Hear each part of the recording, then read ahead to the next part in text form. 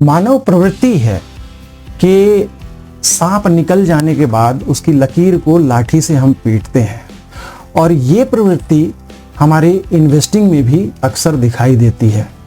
हम ऐसे asset class के पीछे भागते हैं जो ऑलरेडी काफ़ी चल चुका है।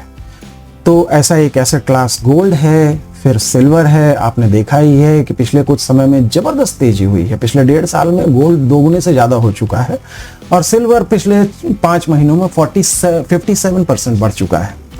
लेकिन अब लोग खरीदने जा रहे हैं, जबकि उसे अब बेचने का समय है।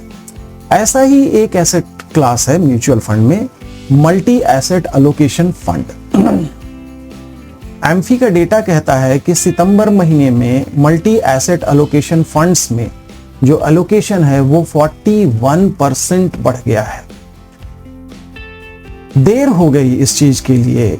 मल्टी एसेट एलोकेशन फंड में अपने पोर्टफोलियो का कुछ हिस्सा, एक सब्सटैंशियल हिस्सा पिछले साल इसी समय ट्रांसफर करना चाहिए था, या नवंबर या दिसंबर 2024 में कर लेना चाहिए था, क्योंकि दिखाई दे रहा था कि मार्केट नीचे जा रहा है और नीचे जाएगा, और मार्केट में अच्छा खासा करेक्शन हुआ।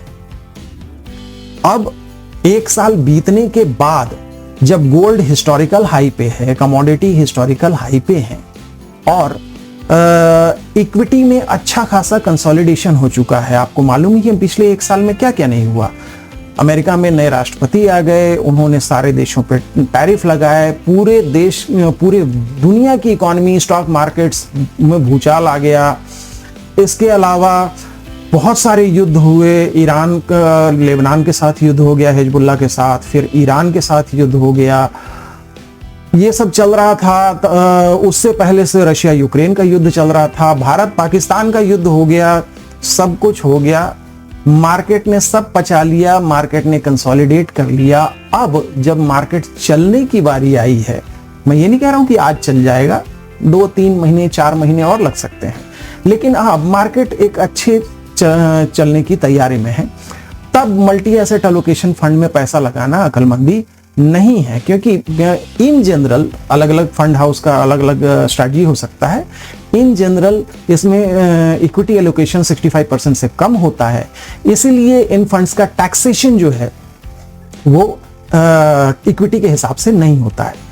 पोर्टफोलियो डाइवर्सिफिकेशन के लिए मल्टी एसेट एलोकेशन फंड ठीक है, लेकिन आज की तारीख में उसमें एलोकेशन बढ़ाना अकलमंदी नहीं है। आप क्या सोचते हैं? कमेंट में लिख के जरूर बताइए।